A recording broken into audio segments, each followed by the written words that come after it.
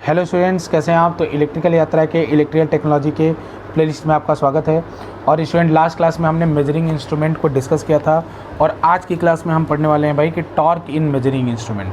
तो student, measuring instrument को समझने के लिए आपको टॉर्क को समझना होगा कि भाई कौन कौन से टॉर्क हैं जो मेजरिंग इंस्ट्रूमेंट में यूज किए जाते हैं। तो स्टूडेंट, एक बात मैं आपको बता दूं कि अगर आपने हमारे चैनल को सब्सक्राइब नहीं किया है तो ज़रूर सब्सक्राइब करें।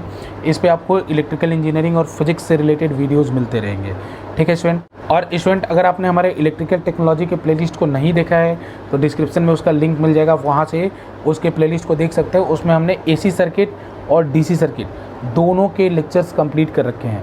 आज से हम मेजरिंग इंस्ट्रूमेंट पिछले लेक्चर से शुरू किए हैं स्टूडेंट, अब उसी को कैरी फॉरवर्ड कर रहे हैं। तो आज हम बेसिक इंट्रोडक्शन देखने वाले हैं टॉर्क जो कि मेजरिंग इंस्ट्रूमेंट में यूज होते हैं। एक बेसिक इंट्रोडक्शन होगा स्टूडेंट और सब्सिक्वेंट लेक्चर में फिर हम उसको एलाबोरेट करेंगे, ठीक है। तो चलिए स्टूडेंट, आप बगल में जो स्क्रीन के देख रहे हैं स्टूडेंट, ये हमारी वेबसाइट है। इस पे आपको इस लेक्चर के नोट्स यानी पूरा टॉर्क इन मेजरिंग इंस्ट्रूमेंट एक ही पोस्ट में मिल जाएगा। तो उसका भी लिंक आप डिस्क्रिप्शन में मिल जाएगा स्टूडेंट, वहाँ से आप उसको भी देख सकते हैं, ठीक है स्टूडेंट। तो चलिए अब देखते हैं भाई कि टॉर्क इन मेजरिंग इंस्ट्रूमेंट क्या क्या होते हैं। तो देखिए स्टूडेंट, तो सबसे पहले स्टूडेंट आपको ये समझ लेना चाहिए कि प्रिंसिपल ऑफ मेजरिंग इंस्ट्रूमेंट क्या क्या होते हैं। तो देखिए स्टूडेंट, इसमें आप देख रहे हैं जो अभी स्क्रीन पे जो वेरियस प्रिंसिपल है जिनको हम यूटिलाइज करते हैं स्टूडेंट। हम प्राइमरी अपने इंस्ट्रूमेंट को बनाने के लिए हम पहले सोचते हैं ना कि भाई हमारा इंस्ट्रूमेंट किस प्रिंसिपल पे काम करना चाहिए। तो according to need, according to places, है ना, अकॉर्डिंग टू इन्वायरमेंटल कंडीशन, या AC यूज कर रहे हैं, AC को मेजर कर रहे हैं, DC को मेजर कर रहे हैं, उनके अकॉर्डिंग हम अपने प्रिंसिपल को चूज करते हैं। तो ये कुछ जनरल कैटेगरी हैं 6 स्टूडेंट, जिनके ऊपर जनरली डिवाइस बेस्ड होते हैं, जिन इफेक्ट के ऊपर प्राइमरली डिवाइस बेस्ड होते हैं स्टूडेंट। तो ये 6 आप देख सकते हैं। मैग्नेटिक इफेक्ट, बिल्कुल मैग्नेट्स के ऊपर या मैग्नेट्स की प्रॉपर्टी के ऊपर यूटिलाइज करके इंस्ट्रूमेंट बनाया आपने। इलेक्ट्रोडायनेमिक्स, है ना, यानी इलेक्ट्रिसिटी के कारण कुछ मूवमेंट हो रहा है, उसके ऊपर आपने कुछ इंस्ट्रूमेंट बनाया, चार्जेस वगैरह मूव कर रहे हैं। फिर इलेक्ट्रोमैग्नेटिक इफेक्ट स्टूडेंट, जैसा आप जानते हैं कि भाई करंट करिंग वायर को मैग्नेटिक फील्ड वगैरह के अंदर रखा, फोर्स वगैरह लग रहा है, उनके ऊपर ये प्रिंसिपल। थर्मल इफेक्ट, जैसे आप जानते हैं स्टूडेंट थर्मल एक्सपेंशन होता है, तो उसमें अगर 2 मेटल को आप बैक टू बैक कनेक्ट कर दो तो ऐसा कुछ प्रिंसिपल, तो बेंड हो जाता है, ऐसा कुछ प्रिंसिपल। फिर बात करें स्टूडेंट केमिकल इफेक्ट, तो केमिकल इफेक्ट के ऊपर भी कुछ इंस्ट्रूमेंट बेस्ड होते हैं। और मतलब ये केमिकल प्रॉपर्टीज़ को यूटिलाइज करेंगे इंस्ट्रूमेंट को बनाने में। तो आप देख भी सकते हैं कि कौन कौन सी चीज़ इसके ऊपर बेस्ड होती है। फिर हम लास्ट बात करें इलेक्ट्रोस्टैटिक इफेक्ट, जिसमें आप इलेक्ट्रिक फील्ड वोल्टेज देखते हैं किसी भी पॉइंट चार्ज या लीनियर चार्ज या सरफेस चार्ज की वजह से, इनके ऊपर भी इंस्ट्रूमेंट बेस्ड होते हैं। तो ये बेसिक कुछ इफेक्ट्स हैं जिनके ऊपर हमारे इंस्ट्रूमेंट बेस्ड होते हैं स्टूडेंट, ठीक है। तो देखिए स्टूडेंट, अब हम देखने वाले भाई कि जो हमारा मेन फोकस था इस टॉपिक का कि भाई कौन कौन से टॉर्क होते हैं, तो उसी को हमने कवर किया स्टूडेंट इस सेक्शन के अंदर, जिसका नाम है इसेंशियल्स ऑफ मेजरिंग इंस्ट्रूमेंट। इस सेक्शन के अंदर कवर किया, इसका नाम है इसेंशियल्स ऑफ मेजरिंग इंस्ट्रूमेंट। तो मेजरिंग इंस्ट्रूमेंट के अंदर हम वही बताने वाले हैं कि कौन कौन से टॉर्क हैं जो एक मेजरिंग इंस्ट्रूमेंट के अंदर होते हैं, जो उसके टर्म को डिक्टेट करते हैं स्टूडेंट। तो एक टॉर्क, जैसे स्टूडेंट आप देख रहे हैं डिफ्लेक्टिंग टॉर्क होता है। तो डिफ्लेक्टिंग टॉर्क क्या होता है? डिफ्लेक्टिंग टॉर्क क्या होता है? डिफ्लेक्टिंग टॉर्क, जो ऊपर हमने इफेक्ट बात करें उन इफेक्ट को यूटिलाइज करता है और वैल्यूज़ के अकॉर्डिंग, जो भी वैल्यूज़ आपको इनपुट है, जो भी आपको मेजर करना है, उसके अकॉर्डिंग डिफ्लेक्शन देता है। या मैं ये बोलूँ स्टूडेंट, डिफ्लेक्टिंग टॉर्क वो टॉर्क होता है जो पॉइंटर को 0 पोजीशन से मूव कराता है, ठीक है। अब जो दूसरा टॉर्क है स्टूडेंट, ये बस इंट्रो है स्टूडेंट, इसको हम डिस्कस करते जाएंगे अपने सब्सिक्वेंट लेक्चर में। तो दूसरा स्टूडेंट जो हमारा वो है कंट्रोलिंग टॉर्क। सेकेंड टॉर्क की बात करूँ स्टूडेंट, सेकेंड टॉर्क हमारा है कंट्रोलिंग टॉर्क। कंट्रोलिंग टॉर्क क्या होता है स्टूडेंट कि अगर डिफ्लेक्टिंग टॉर्क केवल लगा के छोड़ दें, जैसे वोल्ट मीटर या एम मीटर में, तो जैसे पार्टिकल डिफ्लेक्ट होगा सीधा अपने लास्ट पोजीशन पे चला जाएगा, कहीं भी रुकेगा नहीं।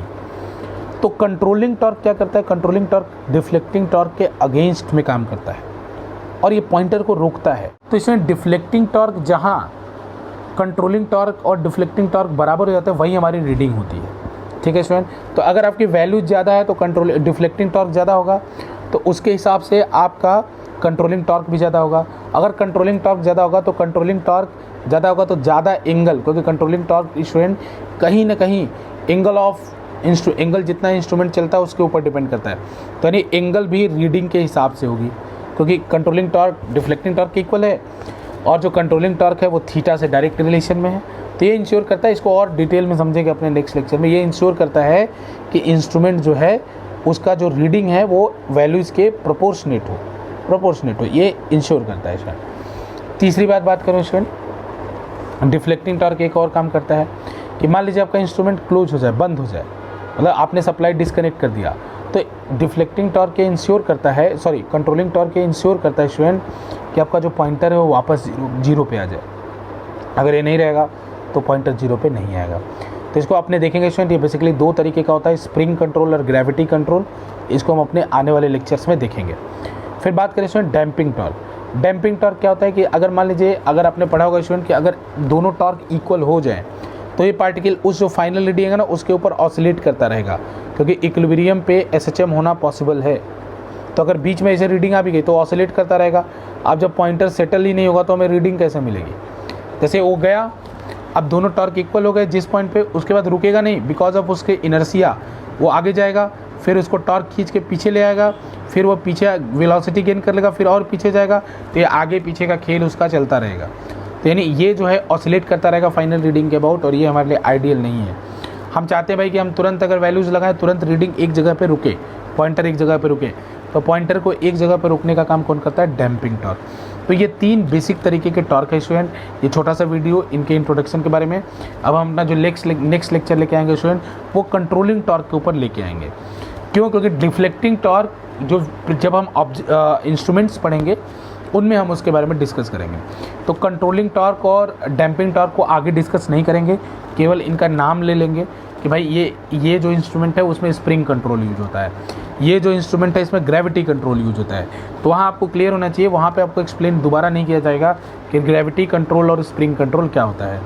डैम्पिंग की बात करूँ तो वहाँ पे यहीं पे आपको नेक्स्ट लेक्चर, जो कंट्रोलिंग टॉर्क के बाद हमारा जो लेक्चर होगा वो डैम्पिंग टॉर्क के ऊपर बेस्ड होगा। वहाँ पे आपको ये नहीं बताया जाएगा, बस आपको डायरेक्ट बोल दिया जाएगा जब इंस्ट्रूमेंट आपको आगे पढ़ाया जाएगा कि भाई यहाँ पे एयर डैम्पिंग है, यहाँ पे ऑयल डैम्पिंग है, यहाँ पे एडी करेंट डैम्पिंग है। तीन तरीके की डैम्पिंग होती है, तो उनके ऊपर